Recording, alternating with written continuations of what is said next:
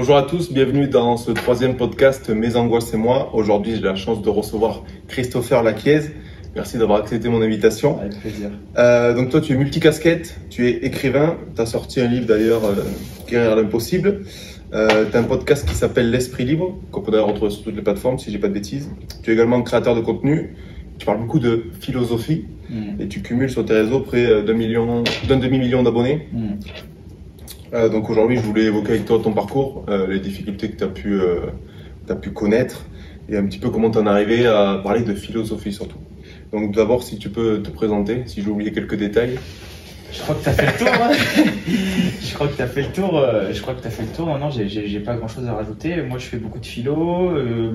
J'ai créé aussi des ateliers d'écriture. Je fais beaucoup d'ateliers d'écriture. J'avais organisé des conférences avec des docteurs et professeurs aux universités de philo pour justement amener la philosophie de manière plus accessible, pratique pour tout le monde et de savoir ce qu'on peut en faire dans notre vie de la philo, plutôt de savoir comment la vivre plutôt que de penser que c'est uniquement une matière abstraite qui ne sert pas vraiment à grand chose, qu'on apprend uniquement en terminale. Non, en vérité ça a quelque chose à nous donner. Je parle beaucoup de littérature aussi, je parle beaucoup de tout ce qui est très littéraire, voilà, un peu de poésie, de la littérature, de la philo, je partage tout ça. Ouais. Alors toi tu as 27 ans, comment on en arrive, là tu as fait le parallèle entre la philo scolaire et donc la philo que toi tu t'évoques, comment t'en arrives à parler de philo comme ça, à vraiment entrer dans ce domaine? Déjà, moi je suis un grand passionné de philo, donc du coup tout ce qui touche à ce monde, moi ça me parle énormément.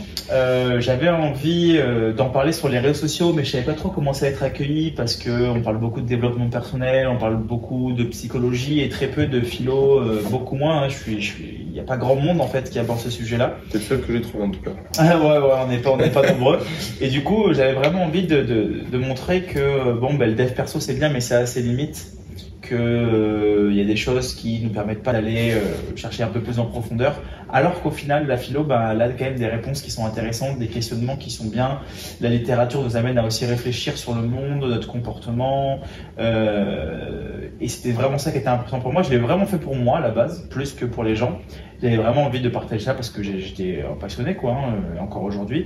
Et donc je lance ça sur les réseaux sociaux et au fur et à mesure ça prend. Et au fur et à mesure je développe des concepts, je continue et ça marche bien. Donc après j'essaie d'ouvrir des sortes d'ateliers en ligne, des conférences.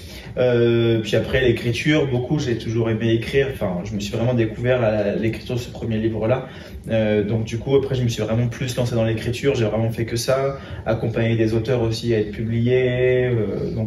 Je dirige aussi une collection de philo dans une maison d'édition qui s'appelle Très Daniel. Oui, je l'ai vu là. Ouais. Voilà, c'est ça, avec Mathias Leboeuf qui est docteur en philosophie et journaliste. Donc ensemble, on s'occupe aussi d'une section philo. Donc tout ce qui touche au monde littéraire et philo, psycho un petit peu de temps en temps, on est dedans. Ouais.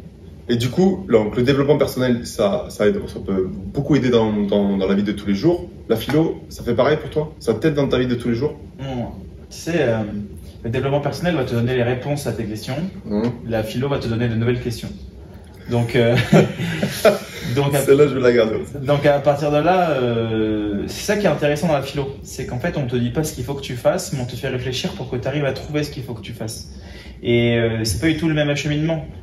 Si on te dit pense positif, le fait de la visualisation, ça va aller mieux. Ok, ça va aller mieux qu'un jour, un mois, et puis après ça va peut-être revenir de manière différente. La philo va te poser des questions sur ton rapport à la liberté, ton rapport au monde, ton rapport à ce que tu es en train de vivre, pourquoi ceci, pourquoi cela. Mais il y a bien plus que ça, c'est que ça te permet de penser par toi-même, d'avoir la capacité d'apprendre à penser par soi-même, mais d'aussi surtout avoir la capacité de penser contre soi-même. Et ça, je pense que c'est important de penser aussi contre ce que j'ai toujours cru, tout ce qui me paraît vrai, tout ce qui me paraît certain, et d'être en capacité d'être un petit peu contre soi des fois. Ça nous permet de pouvoir aller vers c'est un questionnement qui est permanent, mais qu'on peut appliquer. C'est pas un truc uniquement juste je me pose des questions et c'est fini. Non, c'est des questionnements qui nous permettent de pouvoir agir. Ça. Du coup, tu arrives à faire des liens quand même entre philosophie, développement personnel. J'ai vu, je crois que si je ne dis dans un TikTok, tu évoquais aussi la spiritualité un peu, surtout avec Solène qui est un peu plus dedans.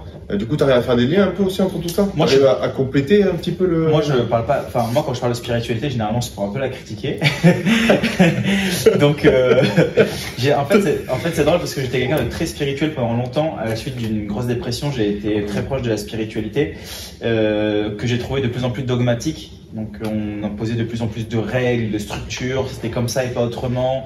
Et ça devenait de plus en plus une religion, en quelque sorte, cette spiritualité-là. Je me suis énormément enfermé là-dedans et ça a été très destructeur pour moi. Donc du coup, il a fallu que j'en sorte et la philosophie m'a permis notamment d'en sortir.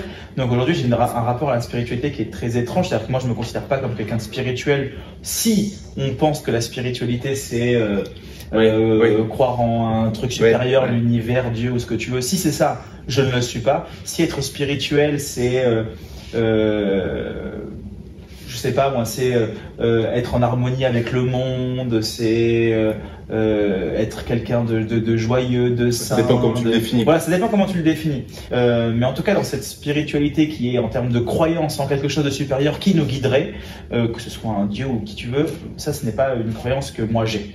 Mais par contre, tu peux le toucher avec la philosophie parce que la spiritualité, c'est la métaphysique en philosophie. Donc, on peut en parler très bien, on peut parler de la métaphysique. Le développement personnel, le problème du développement personnel, c'est que ça vient des États-Unis, ça vient des années 1950, 1960. C'est arrivé aux États-Unis, ça a pris énormément d'ampleur et c'est beaucoup de lois. Les secrets que tout le monde connaît, les clés qui ouvrent toutes les portes. Tu vois, c'est un peu tous ces trucs-là. Donc, du coup, ça touche tout le monde et on te dit, bon, ben voilà, si tu penses négatif, pense positif. Lève-toi à 5 heures du matin, fais de la méditation pendant 4 heures, fais truc, fais machin, tu vas voir, ça va aller mieux. Bah, non, c'est pas vrai. Je pense surtout que si il s'avérait que cette chose-là soit universelle et juste, ben, Socrate, en moins 400 avant Jésus-Christ, il l'aurait déjà découvert, tu vois, et à un moment donné, on le saurait. Donc, je pense que la philosophie enrichit, nous permet vraiment plus de pas forcément avoir de réponse. C'est là où les gens sont un peu réticents. Parce que du coup, ils se disent, si j'ai pas de réponse, ça sert à quoi? Ça amène plus de problèmes, non? Pas forcément plus de problèmes, mais plus de réflexion. Disons, Hachel le dit très bien, il disait que la pensée qui crée ton problème, on ne peut pas résoudre le problème avec une pensée qui a créé ce même problème. Et bien la philo, elle te permet de pouvoir avoir un autre angle, et cet autre angle permet de te résoudre plein de problèmes au final. Et bon, en créer d'autres aussi. Mais ce qui est bien, c'est que tu es en capacité de le faire tout seul. C'est qu'il y a une forme d'indépendance. Je suis en capacité de pouvoir me remettre en question mon rapport aux choses aussi, sans forcément rentrer dans une certitude qui fait qui m'emprisonne plus qu'autre chose. Ok, bon, très intéressant. Du coup, la philo, j'en avais vu qu'au lycée, vraiment qu'au lycée. L'approche est totalement différente de ce que tu peux expliquer sur ton compte. Donc, j'avoue que ça m'a un petit peu titillé, au moins d'aller lire des livres là-dessus, parce que vraiment l'approche est vraiment différente. Dans un de tes podcasts, et je crois que tu en parles aussi dans un de tes TikTok, à 13 ans, tu as perdu, jour de ton anniversaire, si j'ai pas de bêtises, la vue de l'œil gauche. Alors, au-delà de la guérison miraculeuse, comment, à 13 ans, c'est ce que tu expliques dans ton podcast, tu es resté plutôt très positif face à cet événement-là. Comment on reste positif quand on perd la vue d'un œil d'un coup? Déjà, à 13 ans, entre les gens qui ont 13 ans aujourd'hui et nous à notre époque, c'est vrai que j'avais fait la même chose. Moi, j'avais pas de téléphone, j'avais pas internet, j'avais pas accès aux informations, j'avais accès à rien. J'avais la PS2, je crois, j'avais rien du tout. Donc en fait, moi je perds la vue. À cet âge-là, j'ai un papa qui est docteur et une maman qui est infirmière, qui m'a aussi énormément rassuré. Quand je perds la vue de mon œil à la suite d'une phlébite, je me dis c'est pas si grave, j'ai 13 ans, forcément c'est pas grave ou quoi que ce soit. Bon, j'ai été quand même au service de réanimation, donc là j'ai commencé à me poser plus de questions, un peu plus stressé, j'étais pas forcément bien, mais j'ai toujours été serein parce qu'en fait j'étais tellement ignorant de tout ce que ça pouvait de tout ce que les répercussions que ça aurait pu avoir, ce que ça aurait pu être au niveau cardiaque, au niveau pulmonaire ou autre, ça aurait pu, ça aurait pu être un AVC, ça aurait pu être plein d'autres choses. Il y a eu des tests qui ont été faits, notamment jusqu'à Paris, c'est monté à Paris, parce qu'il n'y en était que très très peu dans le monde entier à avoir ça. Donc, j'étais très positif parce que j'étais pas au courant. Je pense que si j'avais été au courant, je sais pas si j'aurais eu cette même capacité de résilience pour le coup. Ça a été justement le fait que je me dise ok, moi je vis un peu dans un monde utopique où je vais devenir un super héros. Bon, ben on m'enlève un œil, peut-être que je vais voir dans la nuit, je sais pas. Donc j'étais quand même resté très positif. Et puis lorsque j'ai retrouvé la vue, pour moi c'était évident. Enfin, je savais que ça allait revenir. Je l'ai pas mal vécu cette expérience-là, pour être honnête. Donc j'en parle pas comme quelque chose d'incroyable. Quand même, c'est quelque chose qui est quand même assez original, mais je l'ai pas mal vécu, donc en fait, j'en ai pas vraiment souffert. Peut-être que j'en ai un peu souffert, parce que si vraiment j'introspecte un peu, aujourd'hui, je suis quelqu'un d'un peu hypochondriaque. Donc peut-être que c'est ça, c'est le fait d'avoir été en réanimation quand j'étais très jeune et tout, d'avoir côtoyé les hôpitaux pendant des années. Ça marque. Ouais, peut-être que là pour le coup aujourd'hui ça me fait un peu plus peur, donc dès que je suis un peu malade, je suis là, qu'est-ce qui va m'arriver? Là me confirme apparemment. Ouais, non, donc du coup, il y a quand même un truc intéressant, c'est que l'environnement a beaucoup joué. Le fait que du coup, il n'y ait pas de Internet, qu'on soit pas ouvert comme tu le dis comme aujourd'hui, ça a quand même joué dans le fait que tu relativises et que tu sois pas bourré d'informations négatives ou de voir du coup que du négatif sur ce qui t'est arrivé. Ah, complètement, complètement. Ben, si on regarde par exemple aujourd'hui, j'ai mal à la tête. Ça fait 3 jours que j'ai mal à la tête, par exemple. Je vais regarder sur mon portable, il va te dire tumeur au cerveau, ils vont te dire n'importe quoi. Ouais, tu vas être là, ok, qu'est-ce qui va m'arriver? Je vais mourir. Ouais. Donc en réalité, je pense que c'est parce qu'on n'avait pas accès à ces informations-là, enfin en tout cas moi à mon époque, qui fait que je relativisais énormément parce que pour moi c'était pas grave et que tous les spécialistes ont été quand même bons parce qu'ils m'ont dit que c'était pas grave. Jusqu'au jour où on m'a dit que je retrouverais jamais la vue. Bon là, ça a été un autre problème. Mais moi j'avais quand même confiance en mon père, j'avais confiance en ma mère et je sais qu'ils me disaient que c'était pas grave. Donc ils m'ont beaucoup protégé et je pense que c'est ça aussi qui a énormément joué. Qui t'a aidé. Ok. Ouais. Donc là, on va parler sur un autre sujet qui, du coup, on a un point commun. J'ai lu dans un de tes posts LinkedIn que tu avais perdu ton grand-père et que ça t'avait généré une dépression. Ouais. Ça, pour le coup, on a un point commun. Comment tu as fait pour t'en sortir de cette dépression? Parce que du coup, pour faire un parallèle, moi, ça n'a pas été une dépression, ça a été une anxiété généralisée qui a duré 10 ans. Donc pour savoir un petit peu, c'est pas tout à fait la même chose, mais le combat que ça peut être au quotidien, comment tu as fait pour te sortir de cette dépression? Quelles ressources tu as utilisées? Est-ce que ça a été directement la philosophie? Est-ce que ça a été la médecine classique, des médecines alternatives? Est-ce que ça a... Qu'est-ce que c'est que Alors qui t'a en aidé? fait je m'en suis pas rendu compte tout de suite, c'était vraiment petit à petit. C'était moi j'ai quitté le domaine familial à 16 ans. Ouais, je suis parti très tôt de chez mes parents, j'ai vécu à droite à gauche pendant des années, j'avais pas j'étais pas SDF parce que je dormais pas dans la rue, mais j'étais jamais chez moi, j'étais à droite, à gauche, je me débrouillais un petit peu, j'avais pas de taf, je cumulais plusieurs travails, je faisais vraiment plein de petites choses. Donc ça a été un moment assez compliqué. J'étais en guerre, j'ai une enfance un peu compliquée avec mon père, donc j'étais en guerre contre mon père, donc il a fallu que je leur fasse payer énormément. Je pense que c'est sain, c'est très sain d'être énervé contre son père, c'est très sain. Je pense que c'est c'est sain parce que les figures d'attachement, on a besoin à un moment donné dans une quête identitaire de se rebeller. Et si on se rebelle pas ou si on se révolte pas contre le monde, on n'est plus dans une quête identitaire.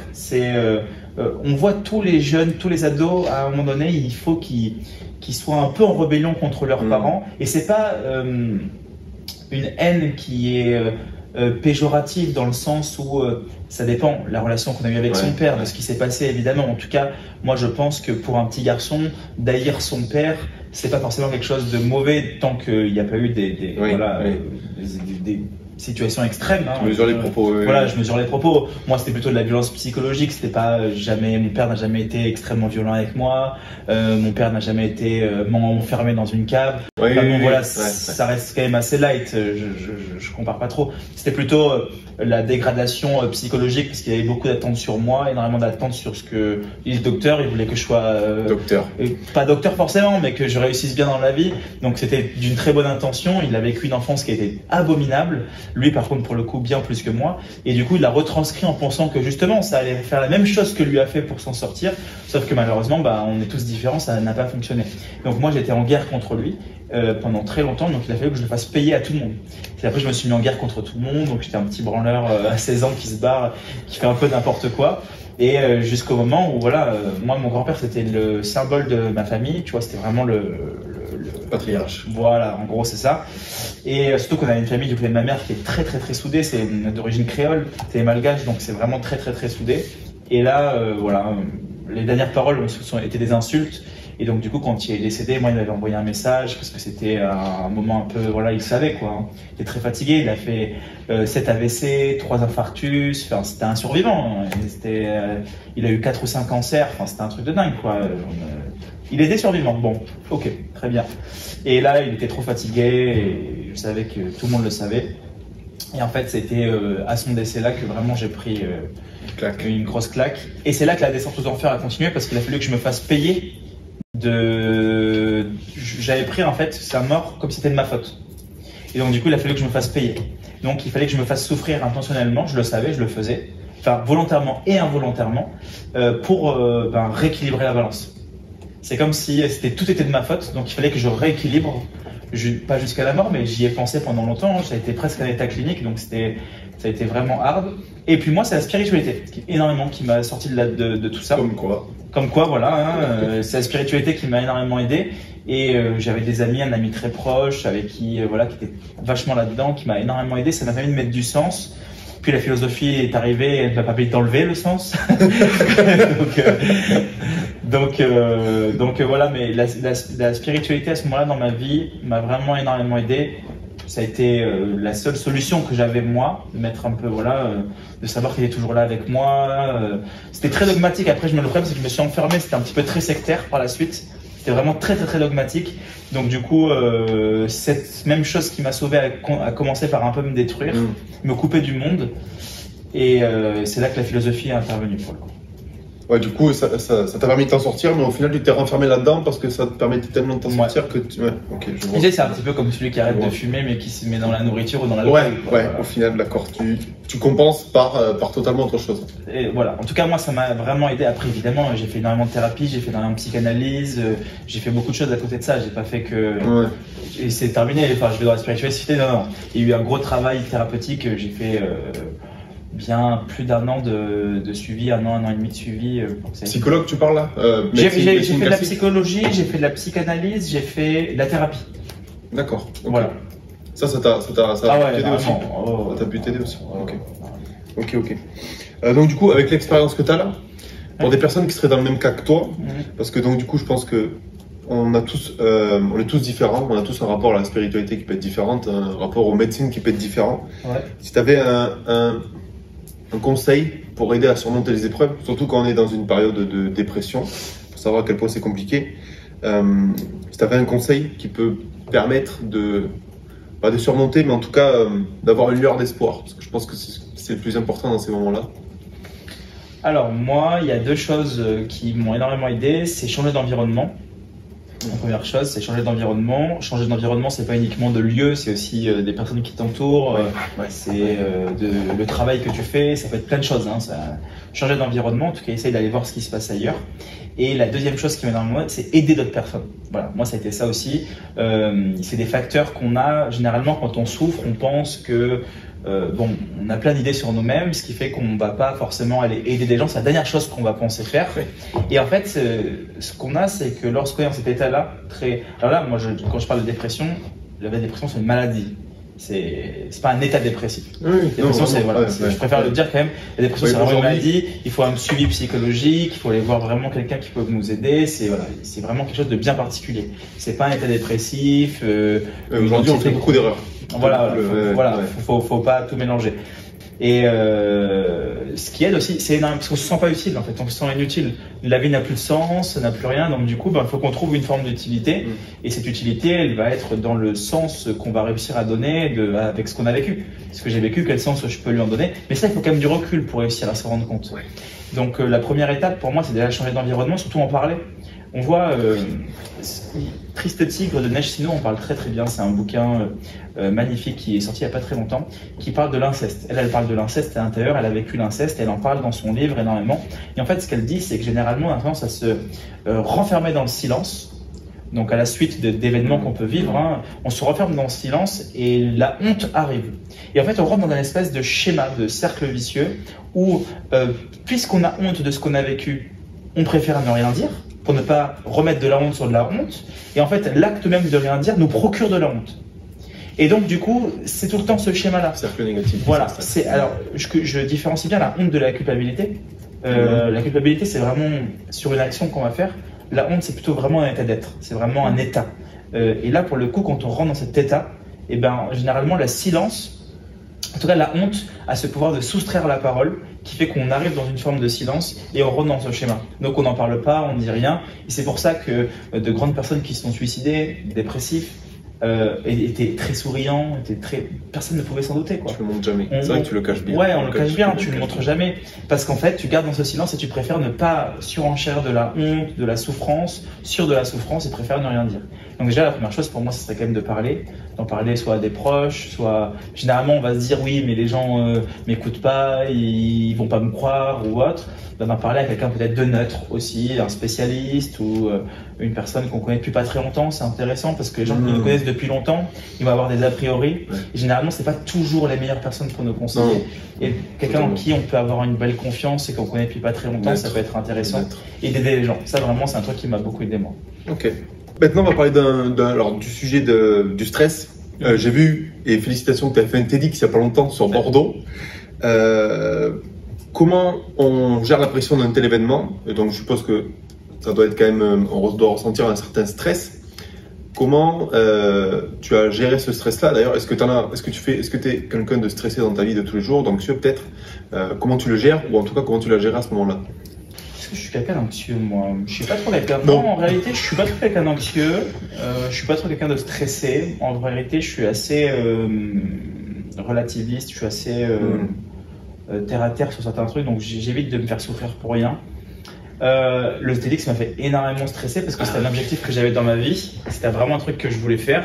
Il y a des années de ça, je regardais des vidéos, je me disais moi aussi un jour je veux faire ça. Et donc d'être invité pour pouvoir parler d'un sujet aussi passionnant que la philo, ça a été pour moi voilà, un vrai challenge. J'étais vraiment content. Pourtant je fais des conférences super souvent. Et là, c'était juste parce que c'était TEDx, j'étais très stressé. Alors qu'il n'y avait pas forcément, tu sais, TEDx, c'est limité, il y a un certain nombre de personnes qui est limité. Oui. Quand tu fais des salles devant 500 personnes, tu n'es pas du tout stressé ou pas trop. Et là, tu arrives, il y a beaucoup moins de monde, et tu te dis, je suis super stressé. C'est parce que c'est le nom du... Voilà. C'est vraiment parce que c'était le nom, parce que je savais que c'était filmé, tout ça, même si en général c'est filmé, mais c'était vraiment parce que c'était un challenge personnel. Énormément stressé, super. J'avais travaillé mon thème, c'était changer le monde de demain, est-ce accepter le monde d'aujourd'hui? C'était ça le titre de ma conférence, parce que c'était sur le thème de imaginer le monde de demain. Voilà. Donc je tombe dans cette conférence, je prépare ma conférence, je l'ai pas mal travaillé quand même en amont. Je suis quelqu'un qui travaille pas trop ses conférences, j'aime bien y aller aussi. Te laisser porter par le truc. Ouais, avoir une problématique, savoir où est-ce que je vais dans ma problématique et ensuite me laisser porter. Là j'avais quand même bien préparé ma conférence. Très stressé, je passe en premier. Et en fait, je me suis rendu compte que moi, c'est quand je suis dedans en fait. Je me laisse un peu posséder par le truc. Ouais. C'est-à-dire que je me lance et je joue un rôle, pour être honnête. Je rentre dans un personnage, je rentre complètement dans un personnage et ça m'aide énormément. C'est-à-dire que c'est une technique PNL, ça d'ailleurs. Hein. C'est de faire semblant de quelque chose. Pour par exemple ceux qui n'ont pas confiance en eux, faites semblant d'avoir confiance en soi et tu vas voir que tu vas réussir à avoir confiance en soi. C'est ce qu'on dit. Ouais. Et ça a l'air vrai pour le coup, parce que moi c'est ce que je fais. Je rentre dans un personnage qui a ultra confiance en lui, qui parle de trucs un peu rigolo, un peu cynique, truc. T'agis comme tel et du coup tu deviens ce sur quoi t'agis en fait. C'est ça. Et je me laisse complètement traverser par ce que je suis en train de dire. Je réfléchis pas sur si c'est bien, ce que les gens pensent ou quoi. Je m'en fous complet. Et je me laisse complètement traverser. C'est à la fin, je suis là, ok. Est-ce que c'est bien ce que j'ai fait? Est-ce que c'est pas bien? Puis après, il y a mes proches qui sont là, c'était trop cool, c'était bien. Ou alors là, franchement, c'était pas ouf. Qui me font des feedbacks. Mais moi, en fait, j'en sais rien. Je sais même pas ce que je dis. Je suis mon truc. J'ai bien préparé. Je me laisse posséder par ce que j'ai à faire. Et puis ensuite, je suis super content. C'était génial, quoi. Ouais, du coup, beaucoup de préparation en amont quand même. Beaucoup de préparation. Ouais, il y avait quand même une certaine préparation. Il a fallu que je la fasse plusieurs fois la conférence. J'aime pas le par cœur, donc moi je faisais vraiment sous forme d'étapes. Ouais, c'est un naturel. J'ai fait beaucoup de conférences. À chaque fois, je faisais sous forme d'étapes. À chaque fois, j'ai jamais fait de tout prendre par cœur pour pouvoir dire quelque chose. Le problème avec le par cœur, c'est que non seulement il t'empêche de comprendre, il t'empêche de. C'est pas un concours d'éloquence, tu vois. C'est pas un concours d'éloquence, on n'est pas dans un concours d'éloquence où là, il y a vraiment un texte qu'il faut que tu récites. C'est du théâtre un peu. Là, on n'est pas là-dedans. Il y a une forme d'éloquence, mais c'est de l'explication, c'est des exemples, c'est mettre des concepts compliqués, les mettre clairement. Il faut faire vivre une expérience à la personne. Il faut qu'elle crée un impact avec l'émotion qu'elle va ressentir, ce que tu peux lui transmettre. Donc il y a tout ce travail-là, très psychologique, de savoir à quel moment qu'est-ce que tu vas dire, quels exemples tu vas utiliser, quel effet tu veux créer chez eux. C'est ça qui est intéressant dans la création, plutôt que de dire ok, je vais me créer un truc par cœur que je vais citer et je vais perdre la connexion que j'ai avec les gens. Je vais perdre la connexion parce que quand j'ai quelque chose de par cœur, je le vois généralement, les conférenciers qui arrivent quand on fait des congrès ou autre, les conférenciers qui arrivent, qui ont un truc de par cœur, ils arrivent, ils réussissent leur truc, ils connectent pas avec l'audience. Parce qu'en fait, les spectateurs, quand ils regardent faire de la prise de parole ou autre, tu vois, ça fait des hauts et des bas, c'est-à-dire que tu vas les amener quelque part. Et donc, il y a des moments où leur attention, elle va y être. Tu sais qu'il y a des moments qui vont être compliqués, où leur attention, elle va plus descendre. Et donc, il faut les faire tenir et créer des hauts et des bas. Et c'est là qu'il faut justement réussir à observer ça, en même temps qu'on est en train de faire cette conférence, pour dire, ok, là, c'est le moment de les accrocher avec un peu d'humour, c'est le moment de mettre un exemple un peu intéressant, c'est le moment de couper les explications et d'aller sur quelque chose d'autre, tu vois, pour essayer de les garder avec toi. Et de pas toujours penser à faire son speech, truc et ciao. Non, c'est vraiment un échange avec le public. C'est ça qui est vraiment cool. Ah, du coup, t'es animé, tu vis vraiment le truc. Le fait, ça embarque les gens plutôt que. Ouais, moi, le but, c'est de leur faire vivre une expérience. Il faut qu'ils viennent et qu'ils disent c'était génial, quoi. Sur YouTube, donc du coup, je parle beaucoup d'anxiété et que je lis beaucoup avec la notion de santé mentale. Parce qu'en général, quand tu es anxieux, voire dépressif, c'est que là-haut, ça va plus, clairement. Est-ce que du coup, toi, avec l'expérience que tu as eue avec la dépression, tu prends soin de ta santé mentale? Donc, tu m'as dit que tu étais un peu hypochondriaque. Donc, du coup, je sais pas si ça rentre en compte, mais est-ce que tu prends soin de ta santé mentale? Je pense que c'est super important de prendre soin de sa santé mentale, mais je me sens pas tous les jours bien et c'est pas grave. Hein. Non, ça. Non, ouais, moi je suis pas dans ce truc de toujours vouloir être bien, toujours vouloir être heureux. Moi, c'est ça me. Des fois, je me complais plus dans une forme de mélancolie passagère que dans un bonheur euphorique, tu vois. Je me complais plus là-dedans. Donc, chaque état a quelque chose à donner. Moi, c'est ce que je pense. Chaque état que nous vivons a quelque chose à nous apporter. Pas en tant que quelque chose qui est prédéfini, qui doit nous apporter quelque chose, mais on peut en faire.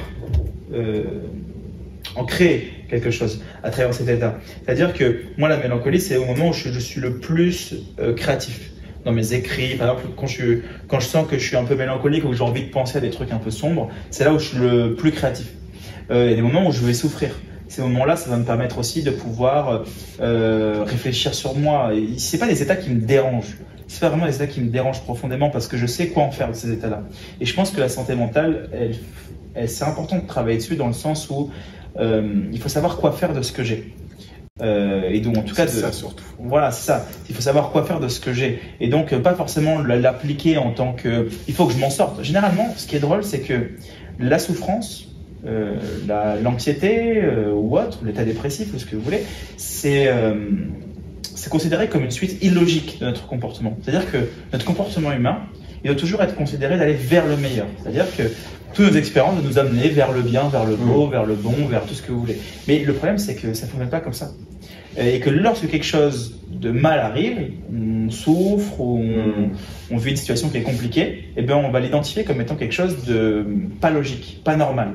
Et puisque ça ne rentre pas dans une forme de mythe de normalité, on va lui demander de ne pas être là, à cet événement-là. Soit l'événement, soit ce que l'événement me fait ressentir. Et donc du coup, vu qu'on lui demande de ne pas être ici, de ne pas être présent, eh ben on va essayer de le contourner, soit de le nier, soit de le switcher, soit de directement. On l'entend. Si vous pensez, ne pensez surtout pas négatif, pensez positif, entretenez la pensée positive. Vite, il faut toujours être positif, il faut toujours être heureux. Bah non. Pas du tout. Tu peux très bien être malheureux, tu peux très bien être dans un état passager. On sait très bien que tous ces états-là ne sont pas éternels. Tout passe avec le temps. Tout le temps. Une rupture sentimentale, par exemple. Moi, c'est un cas qui est parfait. On vit une rupture sentimentale intense. On va se dire, oh là, je souffre tellement, je vais vivre ça toute ma vie. Je vais souffrir comme ça toute ma vie. Et donc, du coup, je me sens mal et je surenchéris de la souffrance. Et je me pose pas la question de, en fait, ça va être passager. C'est intéressant ce que je suis en train de vivre, qu'est-ce que je peux en faire? Est-ce que c'est pas le moment pour moi d'écrire, par exemple? Est-ce que c'est pas le moment pour moi de me lancer dans un nouveau... Par exemple, il y a beaucoup de gens qui souffrent, qui se sont lancés dans le sport et qui ont trouvé une forme de résilience dans le sport. Faire quelque chose de positif, ou de constructif. De constructif, voilà. Et donc, je pense que prendre soin de sa santé mentale, c'est aussi ne pas nier et ne pas vouloir nier que la vie est toujours belle, parce qu'en fait, c'est pas vrai. On n'accepte pas les moments négatifs. On Non. n'accepte pas... Enfin, en tout cas, c'est ce que je remarque. Dans l'environnement où on est aujourd'hui, on a du mal à accepter que, comme tu dis, il y ait des moments où c'est pas logique, où on n'est pas heureux, où Voilà, c'est ça. on a du mal à accepter tout ça. Ouais, mais alors Vraiment qu'en du mal à fait, accepter tout ça. après, on souffre beaucoup aussi de de choses qui ne sont jamais produites. Ça, c'est Montaigne le dit très bien. Ma vie a été faite de pleine de malheurs qui ne se sont jamais produits. C'est ça. J'ai souffert d'énormément de choses qui se sont jamais passées. Et donc, on souffre énormément de ça. C'est des projections sur il va se passer ça, il va y avoir ça, il va y avoir ceci, il va y avoir cela. Ça, Donc, du coup, j'en souffre énormément. Typique. Et donc, du coup, je passe une vie à souffrir de choses qui ne se sont jamais passées, quoi. En fait, Ça, c'est Qui se l'anxiété. passeront jamais. Ouais, voilà, exactement. Typiquement. Et donc, c'est quotidiennement comme ça. Et je pense qu'il faut prendre soin de sa santé mentale dans le sens où, voilà, on arrive à trouver une forme de sagesse, en quelque sorte, de savoir comprendre. Moi, je pense qu'il faut savoir comprendre. Spinoza le dit bien, ni pleurer, ni haïr, mais comprendre. C'est ça, il faut réussir à comprendre pourquoi est-ce que je suis là, pourquoi est-ce que c'est là. Comment on peut s'en servir. Et ça, c'est ce que la psychanalyse nous amène très bien. Notamment, la psychanalyse nous permet de pouvoir revenir en arrière, analyser, comprendre. On voit que, notamment dans la physique, le hasard a de plus en plus de place. On dit que, vu que nous, on a un comportement qui est déterministe, tu sais, tout est produit d'une cause et d'un effet. Donc, forcément, on se dit que l'univers est pareil. Donc, on est un peu égocentrique, les humains. On se dit que l'univers est pareil, que tout a forcément un sens. En fait, on se rend compte, notamment avec la physique aujourd'hui, que, le hasard, on le pense, on peut le penser. Ça existe, le hasard. Voilà, c'est des choses qui existent. Ça, faut que je regarde. Parce que moi, du coup, je m'étais plus à penser que justement le hasard n'existait pas. Non, par exemple, dans la physique quantique, moi je m'intéresse beaucoup à la physique quantique. Il y a eu aujourd'hui Alan Aspect, qui a eu le prix Nobel de physique en 2022, qui a fait une découverte super intéressante sur la superposition des molécules. Il a pris deux photons, ça s'appelle une intrication, c'est-à-dire qu'il a séparé deux photons, qu'il les a mis à un certain type de distance et qu'il a été les mesurer. Admettons, c'est les observer, les mesurer. Mais c'est un travail en physique qui est différent. On va utiliser le terme d'observer pour que ce soit le plus simple possible. Il a été observé un des deux, qui était de base intriqué, il les a mis à distance. Et lorsqu'il en observe un, avant de l'observer, ce photon n'avait pas d'état, c'est-à-dire qu'il n'avait pas d'état particulier, c'est comme s'il était neutre, et que c'est l'acte d'observer qui le fait prendre un état. C'est-à-dire qu'à partir du moment où il a mesuré, ça a pris un certain état. Et que directement, lorsque cet état-là s'était établi, l'autre a directement pris un état qui était en corrélation avec celui-ci. C'est-à-dire que les deux étaient connectés ensemble, à une distance, et que c'est lorsqu'on en a mesuré un, que l'autre a pris un état. D'accord ? Imaginons, je ne sais pas si vous connaissez le chat de Schrödinger, si on en prend un chat qu'on l'enferme dans une boîte, le chat, dans la boîte, il est c'est une image de la physique quantique, il est à la fois mort et vivant. Okay, en même temps. C'est-à-dire qu'il y a un chat dans une boîte, il y a un processus à l'intérieur qui fait que si le chat touche ce mécanisme-là, il va y avoir un poison qui va faire que le chat meurt. Okay, nous, quand le chat est à l'intérieur de la boîte, on ne sait pas s'il est mort ou vivant. Okay, Schrödinger, il nous dit que le chat est à la fois mort et à la fois vivant. Okay, sauf que pour nous, c'est pas logique. Nous, on va se dire, quand on va ouvrir la boîte, il se sera déjà passé quelque chose auparavant qui fait que le chat aura pris un certain état. Soit il était mort, soit il était vivant. Ouais. Okay, et Schrödinger, il nous explique, pour montrer la physique quantique, que c'est l'acte d'observer le chat qui le fait prendre un état. C'est parce que j'ai été observé dans la boîte que le chat a pris soit l'état vivant, soit mort. Pour illustrer un peu la physique quantique. C'est pour ça qu'on ne peut pas adapter la physique quantique à notre vie quotidienne, parce qu'elle est complètement illogique. Elle n'a rien à voir avec ce qu'on croit. C'est pour ça que quand on te dit connecte-toi à ton champ quantique, tout ça, c'est du bullshit. Non, tu ne connectes pas, ça ne veut rien dire du tout. Le champ quantique, c'est une création pour de la mesure en physique quantique. Tu ne peux pas adapter encore. Il n'y a pas de corrélation pour l'instant entre le extrêmement petit et le extrêmement grand. Il y a une théorie qui s'appelle la théorie des cordes, qu'on utilise notamment et qu'on fait passer comme étant universelle avec les vibrations, tout ça. Oui, mais non, ce n'est pas prouvé tout ça pour l'instant. Pour l'instant, on est dans un état de on ne sait pas. Donc le hasard est quelque chose qu'on peut penser. Parce qu'il n'y a pas de cause qui détermine. Einstein pensait que tout, par exemple, était déterminé. C'est-à-dire que la molécule, de base, ce n'est pas le fait de l'observer qui la faisait prendre une certaine particularité. Par exemple, ce n'est pas le fait d'observer le chat qui fait que le chat soit mort ou vivant. Non, c'est qu'il y a une cause cachée qu'on ne connaît pas qui fait que justement le chat a déjà pris un état et que nous, on va juste observer cet état-là. Et en réalité, non. C'est ce qu'a réussi à prouver notamment Alan Aspect, c'est que le hasard, on peut le penser, il arrive, il se présente, et que voilà, c'est quelque chose qu'on peut penser. Tout n'a pas forcément de cause. Ou alors, on peut penser aussi qu'on ne connaît pas la cause. Et c'est peut-être parce que c'est l'ignorance de cette cause qui fait que. D'accord. Donc voilà, ça reste encore un sujet à débat, mais le hasard, tout n'est pas forcément fait dans un certain sens. Ça dépend de nos croyances. Si je crois en Dieu, si je crois en l'univers ou en ce que tu veux, on va penser que tout a un sens. Et à ce moment-là, il n'y a pas d'hasard, il y a des rendez-vous, pas de problème. Et puis ceux qui vont penser que le monde est absurde et qu'il n'y en a rien à faire, que le monde n'en a rien à faire de nos désirs ou de ce que vous voulez qui n'a pas de sens, le hasard a sa place. Ah d'accord. Toi, t'es plus dans ce côté-là du coup. Alors moi, c'est très particulier. J'en parle. Je suis en train d'écrire mon deuxième livre, donc j'en parle à l'intérieur. Mais pour moi, je pense que toute chose a une cause. Moi, je suis pas un fervent croyant de Dieu, donc je pense pas que la cause principale soit Dieu, mais que toute chose a une relation de cause à effet, mais que les choses se présentent comme étant un hasard parce qu'on ignore la cause qui le détermine. C'est-à-dire que le fait de ne pas savoir la cause ne veut pas dire qu'il n'en a pas. Okay. Sauf que la physique quantique peut contrer ça. Okay. Mais moi, je ne parle pas de manière quantique, je ne parle pas de manière physique quantique. Ce n'est pas quelque chose qui m'intéresse parce que pour l'instant, on ne peut pas l'adapter à nous en tant qu'être humain. On voit bien que c'est complètement illogique.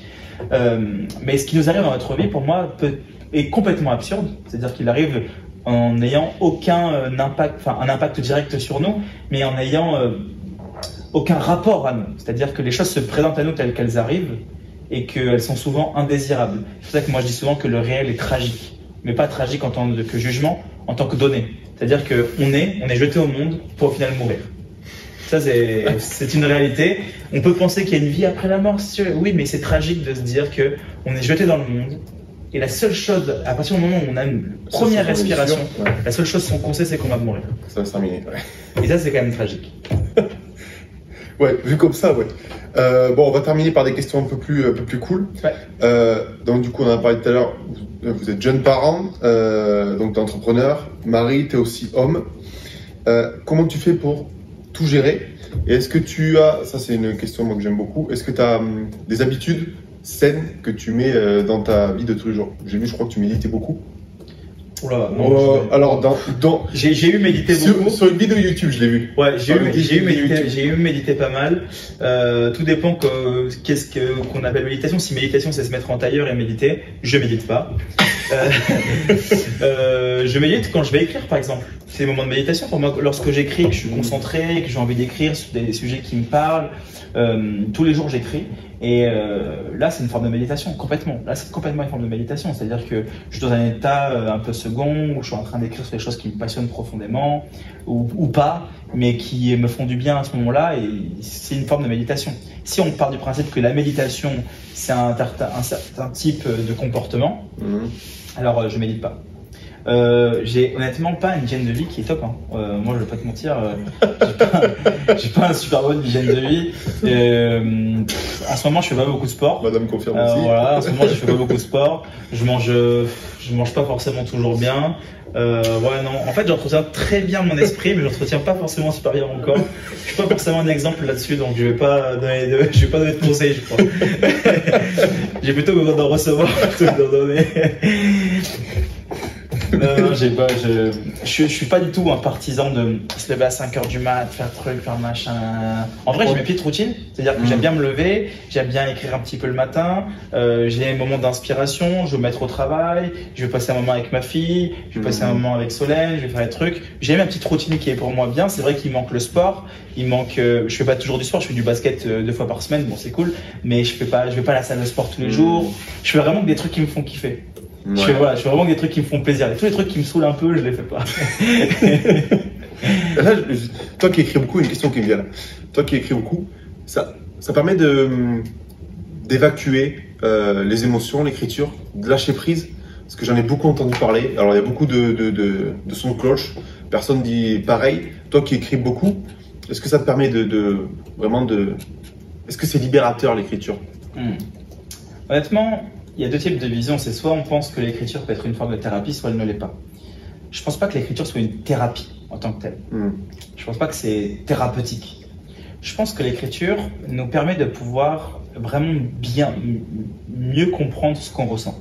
C'est-à-dire que nous, on va se limiter à dire, par exemple, la colère ou la tristesse ou la mélancolie. On va se dire, je suis triste, je suis triste.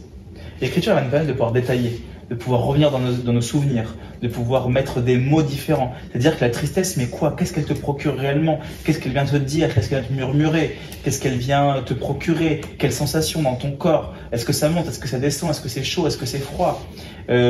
Sur quoi est-ce que tu pourrais l'adapter dans le monde? C'est-à-dire, est-ce que ça te fait penser à un arbre dans la nuit? Est-ce que ça te fait penser à un soleil le matin? Tu vois, ça peut être plein de choses différentes. Et ça permet de pouvoir vraiment mieux comprendre notre rapport au monde. Et je pense que l'écriture a ce pouvoir-là de non seulement nous apprendre à penser, c'est-à-dire qu'on développe et on pose vraiment une pensée, notre rapport au monde, notre rapport aux choses, travailler notre imagination, travailler aussi revenir dans le réel, c'est-à-dire revenir dans le monde, le percevoir tel qu'il est. C'est-à-dire que quand on va croiser un arbre dans la rue, on va pas y faire attention, et quand on écrit beaucoup, on prend attention le mouvement qui vont avoir les feuilles, les ombres qui sont créées, et tout ça, c'est des choses qui sont intéressantes, puisque ça crée de l'étonnement. On recrée l'étonnement sur le monde, donc on est étonné de plein de petites choses auxquelles auparavant on ignorait absolument l'existence, et ça nous permet de pouvoir adapter sur ce qu'on peut ressentir, sur rentrer dans des personnages. C'est-à-dire que je peux aussi, admettons, moi j'ai jamais vécu de violence conjugale, ben, je peux très bien rentrer dans le personnage d'une femme qui vit des violences conjugales et écrire sur cette femme-là, tu vois, me mettre dans la peau, essayer de comprendre ce qu'elle ressent, essayer d'aller le détailler, de l'écrire, et ça c'est un travail qui est super intéressant. Parce que ça permet de développer notre rapport à nous-mêmes, notre rapport aux émotions, notre rapport au monde, notre façon de le voir, une pensée, pouvoir se critiquer. Il y a il n'y a pas de limite dans l'écriture. Il y a plein de rapports. C'est-à-dire qu'on peut très bien parler de choses, de ce qu'on ressent. On peut très bien prendre des rôles. On peut très bien être énervé et cracher notre venin. Tu vois, ça peut être plein de solutions différentes. Ça ne veut pas forcément dire que c'est thérapeutique, mais ça veut dire que ça nous permet de pouvoir mieux, on va dire, pas mieux me comprendre, mais mieux comprendre mon rapport aux choses. Ok, oh, bah, écoute, merci beaucoup. C'était important pour moi d'avoir ton retour là-dessus, toi qui écris beaucoup. Un livre qui t'a particulièrement inspiré? Alors je suppose que ça va être dans le recueil philosophique. Ouais, moi il y a un livre qui vraiment m'a retourné, c'est Clément Rosset, Le réel et son double. C'est waouh, moi c'est un livre. C'est pas un long livre, il fait à peu près 120 pages. Clément Rosset n'écrit pas forcément des grands livres. C'est un philosophe contemporain qui est décédé en 2018. Clément Rosset qui, en fait, il disait ce que j'ai toujours pensé. Et lorsque j'ai lu son bouquin, j'ai pas dormi de la nuit, j'avais les yeux grands ouverts. J'étais là, waouh, c'est incroyable vraiment ce que je viens de lire, c'est dingue. Et je l'ai lu en une soirée, quoi. J'ai ouvert le livre, je l'ai refermé jusqu'à avoir fini. Dès que j'ai fini le bouquin, je dis waouh, c'est vraiment un truc de dingue. C'est Clément Rosset, il a toute une théorie. Déjà, c'est un auteur qui est très drôle, c'est un auteur philosophe qui est très peu connu. Enfin, disons qu'il a un certain public, mais qu'il n'est pas médiatisé comme d'autres ont pu l'être, comme Deleuze ou autre, et Foucault ou autre. Mais lui, il avait une vision très intéressante. C'est-à-dire qu'il disait qu'il y a le monde et son double. C'est-à-dire qu'il critiquait notre rapport au monde. Il nous montrait à quel point toutes les façons qu'on a de fuir ce qui se présente à nous, sous prétexte qui se présente à nous. C'est-à-dire que lorsque le monde se présente à nous, d'une certaine manière, on va avoir un comportement qui va être de le fuir. Et il donne une suite d'exemples délicieux à lire. C'est vraiment fantastique, c'est vraiment très très très très drôle. Il explique tout le comportement qu'on a de voir ce qui n'a jamais été, d'ignorer ce qu'on a sous les yeux, d'entendre ce qui n'a jamais été dit, et tout ce comportement qu'on a. Et lui, il appelle ça le double, c'est-à-dire c'est une illusion de pensée. C'est-à-dire on croit avoir pensé quelque chose qu'on n'a jamais pensé. L'exemple qui est parfait, c'est on est en train de faire un podcast. Okay. Imaginons il y a des gens qui l'écoutent ce podcast-là, qui ne le voient pas en vidéo, mais qui juste l'écoutent. Et bien ces personnes-là vont avoir un jugement sur ton physique, sur ce que tu es. Okay. Et puis, aux force d'écouter tes podcasts, ils vont vraiment se construire une image mentale de ce que toi tu peux être. Mais se la construire sans jamais vraiment se la construire. Là on en parle, mais en réalité la personne a une idée de ce que tu peux être, mais s'est jamais vraiment posé la question. Et le jour où elle voit une vidéo de toi, elle dit « Mais dis donc, il ne ressemble pas du tout à ce que je m'étais imaginé. » Mais alors tu t'étais imaginé quoi? Ben j'en sais rien. J'en sais rien. Et en fait c'est ça, c'est croire penser quelque chose qu'on n'a jamais pensé. Et c'est ça le double, et c'est constamment on se réfugie dans les doubles de la réalité. C'est-à-dire un autre ce qui est, mais un autre qui est mieux que ce qui se présente à nous. Et en fait, c'est toute cette théorie sur notre rapport au monde qui, moi, je trouve fascinant. Moi, je suis un grand fan de Rosset. J'ai quasiment tout lu, je crois. Je suis vraiment un grand fan de Rosset. Ok. Bon, bah, écoute, merci beaucoup. Un dernier mot sur tes actualités. Où est-ce qu'on peut retrouver si tu as des choses qui vont sortir? Là, tu me parlais d'un livre. Bon, c'est peut-être pas pour tout de suite. Livre septembre 2024. livre dans un an. 2024, voilà, qui traitera du thème de comment trouver la joie dans un monde qui n'a que faire de nos désirs. Voilà, c'est vraiment ça. Dans un monde triste, tragique, voilà, comment réussir à trouver la joie là-dedans. Ça sera vraiment ça le thème. Je fais des ateliers d'écriture tous les mois. Pour les gens qui veulent participer, c'est avec Je me remettrai plaisir. le lien dans la description. Voilà, je fais des ateliers d'écriture tous les mois. Où justement, juste ce que j'ai expliqué juste auparavant sur l'écriture, c'est quelque chose que moi j'amène aux gens aussi. Hein. C'est un moment d'espace de parole, de liberté, d'écrit, de réflexion, de pleurs, de rire. Voilà, il y a un peu de tout et c'est vraiment super intéressant. Pareil, édition de Très Daniel, continuer à travailler ensemble sur d'autres projets qui vont arriver, donc ça va être top. On aide aussi avec ma compagne Solène les entrepreneurs sur les réseaux sociaux, développer leurs réseaux sociaux. Ça, c'est vraiment un truc qu'on fait. C'est vraiment très accessible pour tout le monde. On fait pas c'est pas une grosse formation ou quoi. C'est vraiment un petit truc qu'on fait ensemble parce que vu qu'on a, voilà, à tous les deux, on cumule plus d'1 million de personnes sur les réseaux, on sait comment ça fonctionne. Et pendant longtemps, on nous a demandé comment tu fais, truc. Donc là, on a décidé de tout condenser pour expliquer aux gens vraiment de manière très accessible. Pour que tout le monde puisse avoir accès à ces informations-là et eux aussi puissent parler de ce qu'ils ont envie de donner aux gens. Et voilà, hein, sur les réseaux sociaux, c'est déjà pas mal. Et puis, métier de papa, plein de métiers. Plein de métiers. Bon, écoute, merci beaucoup d'être venu sur mon podcast. Avec plaisir. Merci à tous de nous avoir regardés. À bientôt pour un autre épisode. Ciao.